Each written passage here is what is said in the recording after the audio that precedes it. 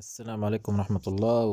وشقة عمرو بن العاص، 3 غرف، دور أول علوي، سوبر لوكس. وما تنسوناش في الاشتراك في القناة وتفعيل الجرس عشان يوصلك كل جديد من فيديوهاتنا وعروضنا اليومية. ودي توضيب الشقة يا جماعة. هي طبعا لسه بتدهن كلها. طبعا بعد ما تدهن هيبقى ليها شكل تاني خالص يعني. ودي بنصور الواجهة. تمام، افتح الباب. تمام، دي الواجهة بتاعتها يا جماعة على البحيرة، مكانها كويس. دور أول علوي.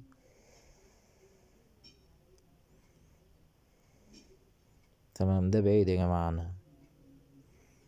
تمام، هي دورها مميز فوق الأرضي على طول.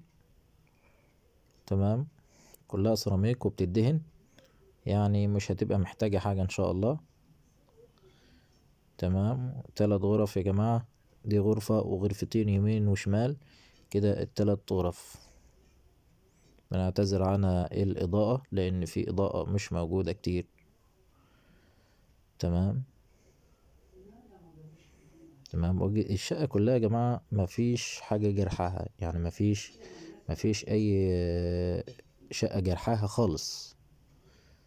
وميزتها إن هي الشقة الناصية، دي الشقة الناصية تفتح شباك من أي مكان في الشقة. تمام، ودي الأوضة التالتة.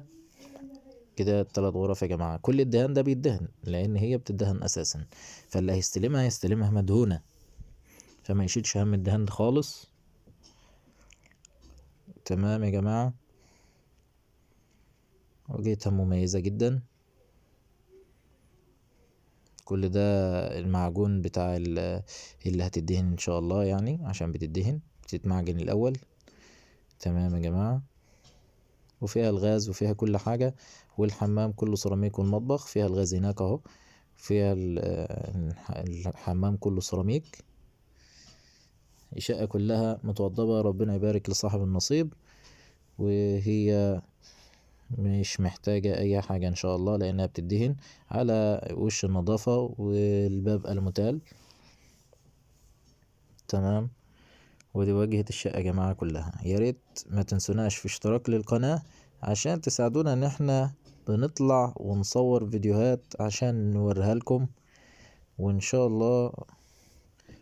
الله ربنا يبارك لصاحب النصيب.